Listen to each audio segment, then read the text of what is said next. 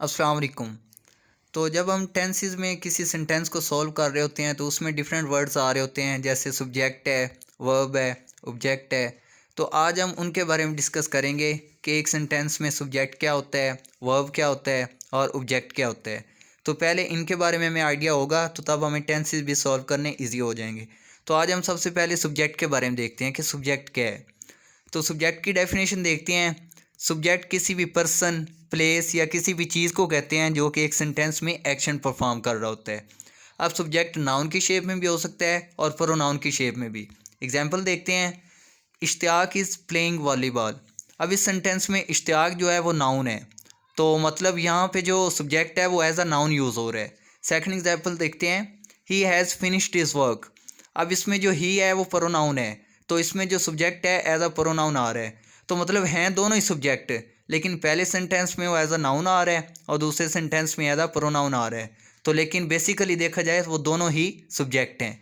तो जो नाउन होता है किसी भी सेंटेंस में, वो एज अ सब्जेक्ट भी आ सकता है, एज अ डायरेक्ट ऑब्जेक्ट भी आ सकता है, एज एन इनडायरेक्ट ऑब्जेक्ट भी आ सकता है, या सब्जेक्ट कंप्लीमेंट के तौर पे भी आ सकता है। अब ये डिपेंड करता है कि नाउन को प्लेस कैसे किया गया है, मतलब कि उसकी प्लेसमेंट कैसे रखी गई है। वो सेंटेंस के स्टार्ट में यूज़ हो रहा है या उसको मिडल में रखा गया है या लास्ट पे रखा गया है। तो इस चीज़ पे डिपेंड करता है कि नाउन कौन सा एक्शन परफॉर्म कर रहा है। वो एज अ सब्जेक्ट आ रहा है, डायरेक्ट ऑब्जेक्ट आ रहा है, इनडायरेक्ट ऑब्जेक्ट आ रहा है, या एज अ सब्जेक्ट कंप्लीमेंट के तौर पे आ रहा है। ये सारा डिपेंडेंट हो रहा होता है उसकी प्लेसमेंट पे। तो हम आगे सब्जेक्ट कंप्लीमेंट देख लेते हैं। तो सब्जेक्ट कंप्लीमेंट क्या होता है।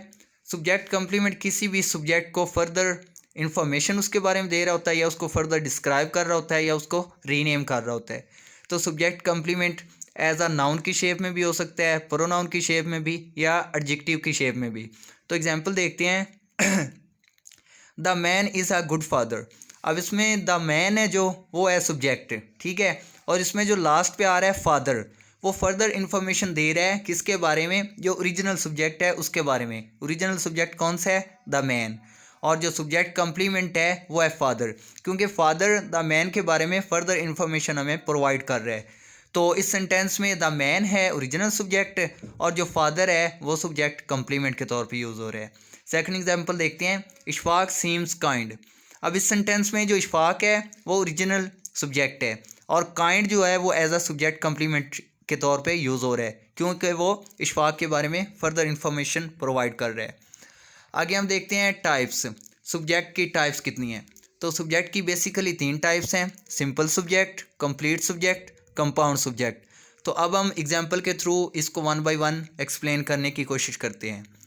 तो फर्स्ट ऑफ ऑल हम देखते हैं सिंपल सब्जेक्ट को। तो एग्जांपल देखते हैं। Umar puts a lot of sugar in his tea. अब इस सेंटेंस में उमर जो है वो एज अ सिंपल सब्जेक्ट के तौर पे यूज़ हो रहा है। मतलब इससे हमें आइडिया हो गया कि एक जो सिंगल वर्ड होगा विदाउट एनी मॉडिफायर। तो मॉडिफायर कहते हैं जो सब्जेक्ट या किसी वर्ब या किसी भी चीज़ के बारे में फर्दर इंफॉर्मेशन प्रोवाइड कर रहा हो, वो मॉडिफायर होता है। तो इसमें जस्ट एक सिंपल वर्ड है उमर, उस मतलब सब्जेक्ट वो एज अ सब्जेक्ट यूज़ हुआ है। उसके अलावा कोई फर्दर मॉडिफायर नहीं है, एक सिंपल वर्ड यूज़ किया हुआ है उमर। तो इसको कहते हैं सिंपल सब्जेक्ट। एक सिंपल वर्ड होगा, ठीक है, उसके साथ मॉडिफायर नहीं होगा। तो आगे सेकंड नंबर पे देखते हैं कंप्लीट सब्जेक्ट। अब इसमें एग्जांपल है। That boy puts a lot of sugar in his tea. अब इसमें एक सिंपल सब्जेक्ट के साथ साथ मॉडिफायर भी ऐड किया हुआ है। इसमें सेंटेंस में बॉय जो है वो सिंपल सब्जेक्ट है और उसके साथ मॉडिफायर ऐड किया हुआ है दैट। तो सिंपल सब्जेक्ट और मॉडिफायर दोनों को ऐड करके जो एक सब्जेक्ट बनाया हुआ है उसको कंप्लीट सब्जेक्ट कहते हैं। तो इस सेंटेंस में that boy as a complete subject के तौर पे यूज़ हो रहा है। एक और एग्जांपल देखते हैं। The words intelligent boy was in my class. ठीक है।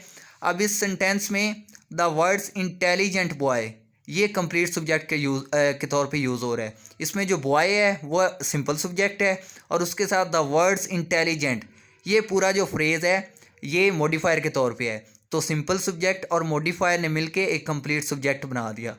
तो द वर्ड्स इंटेलिजेंट बॉय इस सेंटेंस में कंप्लीट सब्जेक्ट है। नीचे कंपाउंड सब्जेक्ट देख लेते हैं। Ishtiyaq and Umar put a lot of sugar in their tea. ठीक है। तो इस सेंटेंस में हम देख सकते हैं कि एक से ज़्यादा नाउन यूज़ किए हुए हैं, मतलब एक सिंगल नाउन नहीं है। तो जब भी एक से ज़्यादा नाउन यूज़ किए गए होंगे तो उससे हमें आइडिया हो जाएगा कि ये कंपाउंड सब्जेक्ट है।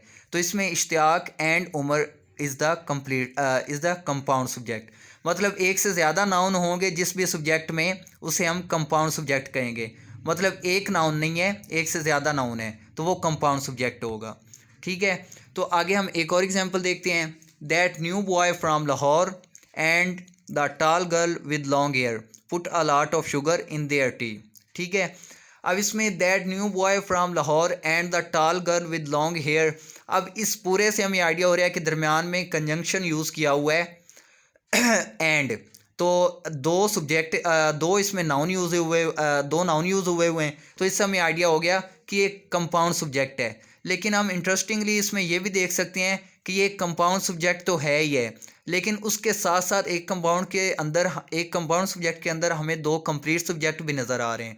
हम देख सकते हैं that new boy from Lahore. अब इसमें इस पार्ट में एक बॉय है सिंपल सब्जेक्ट, और इसके साथ फर्दर इंफॉर्मेशन है that new boy from Lahore. इसको कंप्लीट को हम देखेंगे तो ये एक कंप्लीट सब्जेक्ट है।